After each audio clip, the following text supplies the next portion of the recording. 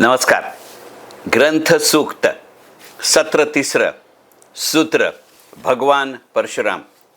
ग्रंथ सूक्त या आपल्या मालिकेमध्ये भगवान परशुराम हे सूत्र धरून सध्या सुरू असलेल्या आपल्या मालिकेमध्ये कालच आपण रामधारी सिंह दिनकर यांच्या परशुराम की प्रतीक्षा या पुस्तकाचा विचार केला. रामधारी सिंह दिनकरांच्या कविता संग्रहामध्ये भगवान परशुराम यांचा समावेश केवळ परशुराम की प्रतीक्षा याच एका कविता संग्रहात आहे अशातला भाग नाही.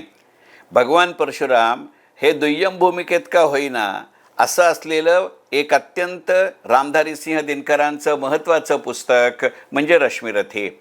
काल विचार केलेल्या परशुराम की प्रतीक्षा या पुस्तकाचा एकमेव नायक हे भगवान परशुराम आहेत. असलाच तर त्याच्या खालोखालच्या दुय्यम भूमिकेमध्ये तत्कालीन परिस्थिती ही नायक नायिका किंवा खलनायक म्हणून येते. त्या तुलनेमध्ये विचार करायचा झाला तर 1952 साली ज्याची पहिली आवृत्ती उदयाचल प्रकाशन पटना यांनी प्रकाशित केली अशा रामधारी सिंह दिनकरांच्या रश्मिरथी या पुस्तकाचा अंगराज कर्ण हा खरं म्हणजे नायक आहे. पण कर्णाच्या आयुष्यातला एक अत्यंत महत्त्वाचा भाग किंवा घटना ही भगवान परशुरामांची निगडीत आहे.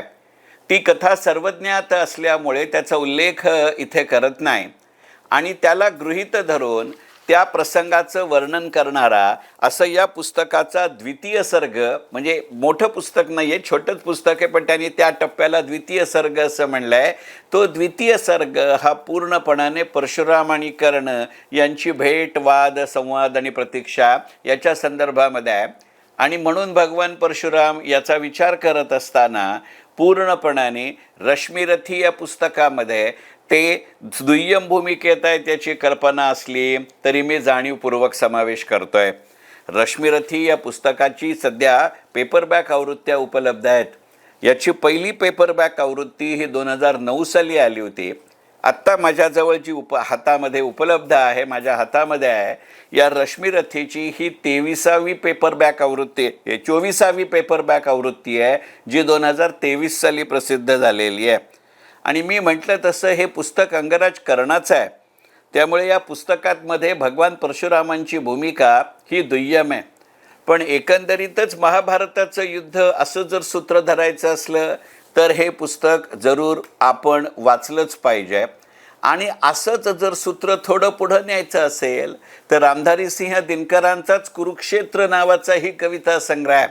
मग परशुराम की प्रतीक्षा, कुरुक्षेत्र आणि रश्मिरथी ही 3 पुस्तकं जर एका पाठोपाठ सलगपणाने वाचली तर भगवान परशुरामांच्या वेगवेगळ्या छटा आपल्या लक्षात येतात.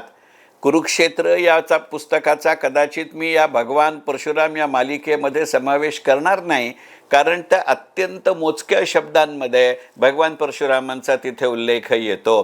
तुलनेनं कुरुक्षेत्राच्या तुलनेमध्ये रश्मिरथीमध्ये भगवान परशुरामांचा उल्लेख जास्त येतो. आणि साहजिकच रश्मिरथीपेक्षा सुद्धा परशुराम की प्रतीक्षामध्ये तर ते संपूर्णपणे छा गया असा एकमेव नायक भगवान परशुराम आहेत. आणि असा जर विचार करायचा झाला तर भगवान परशुरामांच्या संदर्भात रश्मिरथी असं म्हणत असताना रामधारी सिंह दिनकर यांच्या या कविता संग्रहामधल्या काही ओळींचा उल्लेख मला जरूर करायचा आहे. एक ही पंथ जब भी जग में जीने का, अभ्यास करो छागियो रक्त पीने का, जो भी नहीं सतर्क सभी के लिए विपद है, जो भी नहीं सतर्क सभी के लिए विपद है, दर्शन की लहरें मत अधिक उछाल, विचारों के विवर्त में पड़ा आदमी बहुत विवश होता है. विचारों के विवर्त में पड़ा आदमी बहुत विवश होता है. आता आदमी बहुत विवश होता है हे सध्या अमेरिका, इस्रायल, इराण या युद्धानं तुमचा देश म्हणून तुम्ही युद्धात सहभागी असा किंवा नसा हे आपण दररोज अनुभवतो आहे.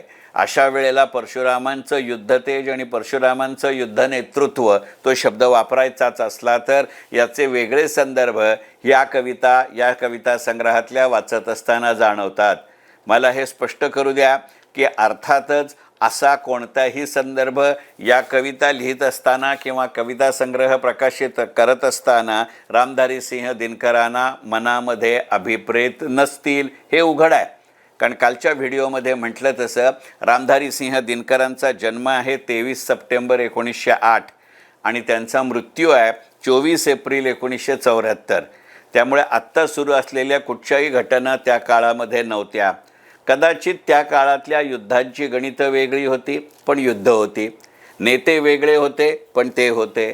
अशा परिस्थितीमध्ये काही वेळेला काळ आहे तसाच राहतो, काही वेळेला काळ बदलतो आणि मग काळानुसार जशी शस्त्रसज्जता बदलते ती ओळखण्याचं ज्ञानसामर्थ्य असलं पाहिजे. आणि असं ज्ञानसामर्थ्य, युद्धनेतृत्व आणि शस्त्रसज्जता याचा संगम म्हणजे परशुराम. अशा रूपामध्ये या पुस्तकाच्या दुसऱ्या सर्गामध्ये, ज्याचा विषय कर्ण परशुराम असा आहे, त्याच्यामध्ये भगवान परशुरामांविषयी अनेक ओळी त्यांच्या स्वभावाचं वर्णन करताना रामधारी सिंह दिनकर हे लिहून जातात. आई है वीरता तपोवन में क्या पुण्य कमाने को, या संन्यास साधना में है दैहिक शक्ति जगाने को, मन ने तन का सिद्ध यंत्र अथवा शस्त्रों में पाया है, या की वीर कोई योगी से युक्ति सीखने आया है. म्हणजे भगवान महावीर कर्ण हा भगवान परशुरामांकडे कशासाठी आला होता? काही युद्ध शिकायला, काही तंत्र शिकायला, काही मंत्र शिकायला, काही शस्त्रास्त्र विद्या शिकायला, त्याचा हा संदर्भ आहे. म्हणजे शेवटी युद्ध करायचं असलं तरी शस्त्रार्थ मिळवावा लागतो आणि शस्त्रार्थ मिळवायचा असेल तर केवळ बाहुबल असून चालत नाही, बुद्धिबल असावं लागतं. आणि असं बुद्धिबल आणि बाहुबल असणारा एक कालातीत योद्धा म्हणजे भगवान परशुराम. हे अशा पद्धतीचं वर्णन रामधारी सिंह दिनकर रश्मिरथी या पुस्तकामध्ये करतात.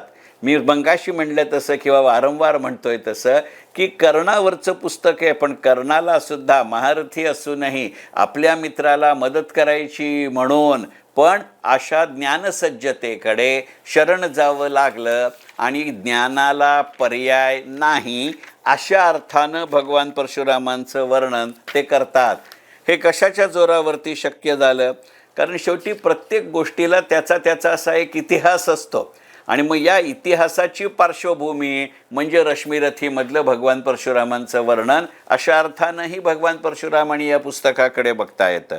किंतु कौन नर तपनिष्ठ है यहाँ परशु धरने वाला, किंतु कौन नर तपनिष्ठ है यहाँ परशु धरने वाला. मगाचं वर्णन घ्या की हातात वेद आणि पाठीवर भाला, किंवा हातात वेद आणि पाठीवर धनुष्य, किंवा हातात वेद आणि दुसऱ्या हातामध्ये परशु, असं दोन्ही म्हणजे ज्ञान आणि शस्त्र. म्हणून म्हणलंय किंतु को नर तपनिष्ठ है यहाँ परशु धरने वाला, एक साथ यज्ञाग्नि और असी की पूजा करने वाला. असी म्हणजे शस्त्र. कहता है इतिहास जगत में हुआ एक ही नर ऐसा, कहता है इतिहास जगत में हुआ नर एक ही ऐसा, रण में कुटिल काल समक्रोधी तप में महासूर्य जैसा. रण में कुटिल काल समक्रोधी तप में महासूर्य जैसा. आणि मग या पार्श्वभूमीवरती काल आणि आज आत्ता उल्लेख केला ते कडवं येतं.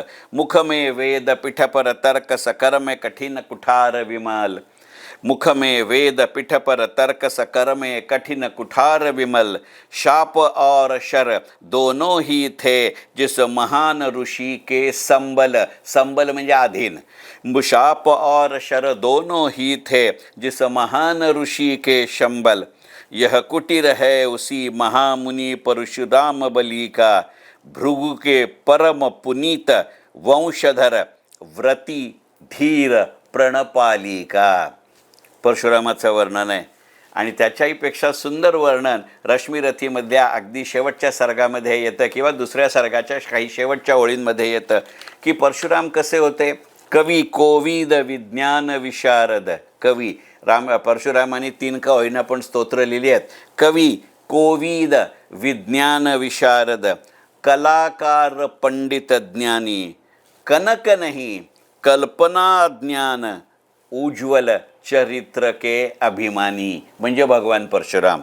कवी कोविद विज्ञान विशारद, कलाकार पंडित ज्ञानी, कनक नहीं कल्पना ज्ञान, उज्ज्वल चरित्र के अभिमानी. आणि मग त्याचं एक शेवटचं कविता घेतो आणि आपण थांबूया. बुद्धी चलाती जिसे कर, तेज का कर सकता बलिदान नहीं. तेजाला पर्याय नाही. नित्य कहा करते है गुरुवर, खड्ग महाभयकारी है. नित्य कहा करते है गुरुवर, खड्ग महाभयकारी है. उसे उठाने का जग में हर एक नहीं अधिकारी है. कर्णाला जेव्हा नाद दिलं तेव्हा मी तुला का देणार नाही, तू मला फसवलं हे आहेसच, पण त्या फसवण्यातनं तुझी वृत्ती दसली. शेवटी शस्त्र ज्याला द्यायचं, अस्त्र ज्याला द्यायचं, मंत्र ज्याला द्यायचं, तंत्र ज्याला द्यायचं, त्याची मानसिकताही महत्त्वाची आहे. ज्याला दिसेल त्याच्या हातात बळ आहे, त्याच्या खिशात पैसा आहे म्हणून शस्त्र द्यायचं नाही, या तत्वाचे उद्गाते भगवान परशुराम आहेत असं रश्मिरथीतनं रामधारी सिंह दिनकर सांगतात. आणि म्हणून हे पुस्तक आज घेतलं. नित्य कहा करते है गुरुवर, गुरुवर म्हणजे भगवान परशुराम. नित्य कहा करते है गुरुवर, खड्ग महाभयकारी है. कारण शस्त्र भयंकर असतं, त्याचे परिणाम कळले पाहिजेत. ते नाही कळले की आत्ता काय होतं हे बघतोय आपण. नित्य कहा करते है गुरुवर, खड्ग महाभयकारी है. उसे उठाने का जग में हर एक नहीं अधिकारी है. वही उठा सकते हैं उसको जो कठोर हो और कोमल भी. जो वही उठा सकते हैं इसको जो कठोर हो और कोमल भी. जिसमें हो धीरता, वीरता और तपस्या का बल ही. रश्मिरथी, रामधारी सिंह दिनकर.